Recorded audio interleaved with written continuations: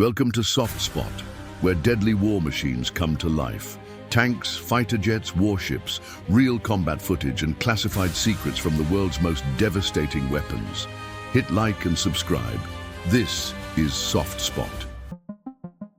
What if I told you that Iran spent nearly $1 billion on what they called impenetrable air defense systems, only to watch them crumble like a house of cards when it mattered most? Today, we're diving deep into one of the most spectacular military failures of our time, Iran's S-300 air defense system, and how Israel exposed its fatal flaws. Picture this. It's 2007.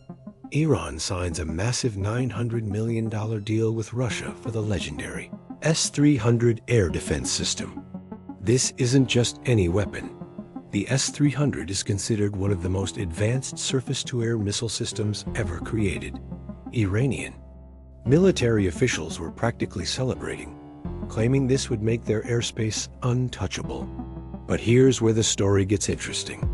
Russia suddenly pulls the plug on the deal in 2010, leaving Iran hanging.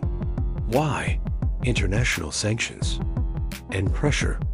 Iran was furious. But this setback led them to do something unexpected. They decided to build their own version, called the Bavar 373. Fast forward to recent events, and we witnessed something that shocked military experts worldwide. Israel's air operations penetrated Iran's defenses with surgical precision, making their billion-dollar investment look like expensive scrap metal dot. So what went wrong? Let's break down the science behind this spectacular failure. The S-300 system works on a simple principle. It detects incoming aircraft using powerful radar, calculates their trajectory, and launches interceptor missiles. On paper, it's brilliant. The system can track multiple targets simultaneously and engage aircraft at ranges up to 200 kilometers.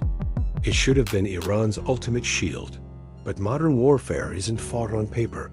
It's fought with deception, technology, and tactical brilliance. Here's the first critical flaw: radar signature. The S-300's radar systems are incredibly powerful, but that power becomes their weakness. When these radars actively scan the sky, they're essentially broadcasting their exact location to anyone listening. It's like turning on a lighthouse in enemy territory. You might see everything around you, but everyone can see exactly where you are. Israeli intelligence had been mapping Iran's air defense network for years. They knew the exact positions of every S-300 battery, every radar station, and every command center.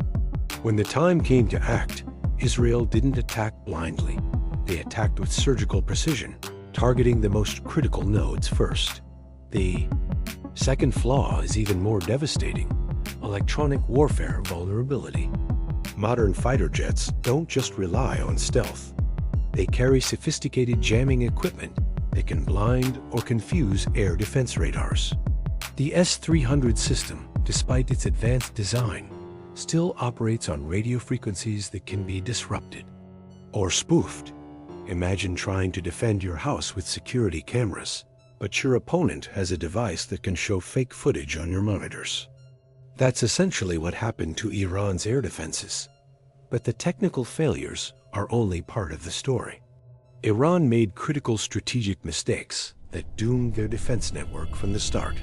First, they concentrated their most valuable assets in predictable locations. Military bases, nuclear facilities, and government buildings, all defended by S-300 systems, positioned exactly where any competent intelligence agency would expect them. Second, they relied too heavily on a single type of defense system. The S-300 and its Iranian copy, the Bavar 373, share similar vulnerabilities. When one falls, they all fall together. There's also the human factor that military textbooks often overlook. Operating these complex systems requires extensive training and experience.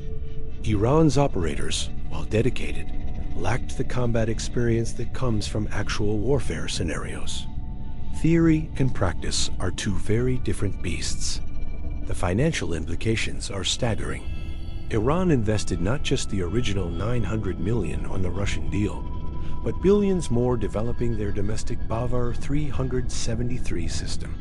Add the costs of installation, training, maintenance, and supporting infrastructure, and we're looking at an investment that could have funded entire cities.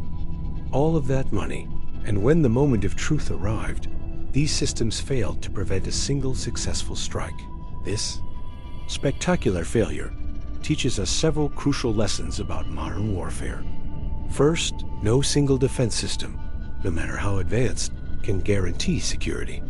Effective defense requires layers, different types of systems working together, covering each other's weaknesses. Second, in the age of electronic warfare and cyber capabilities, purely kinetic defenses are insufficient.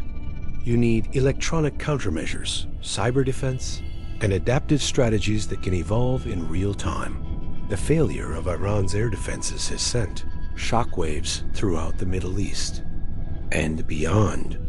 Countries that rely on similar Russian-made systems are now questioning their effectiveness. This could trigger a massive shift in the global arms market, with nations seeking more diverse and modern defense solutions.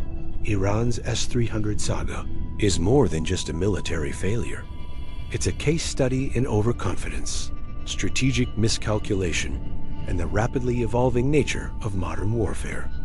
In an era where technology advances at breakneck speed, yesterday's cutting-edge weapons can become tomorrow's expensive monuments to obsolescence.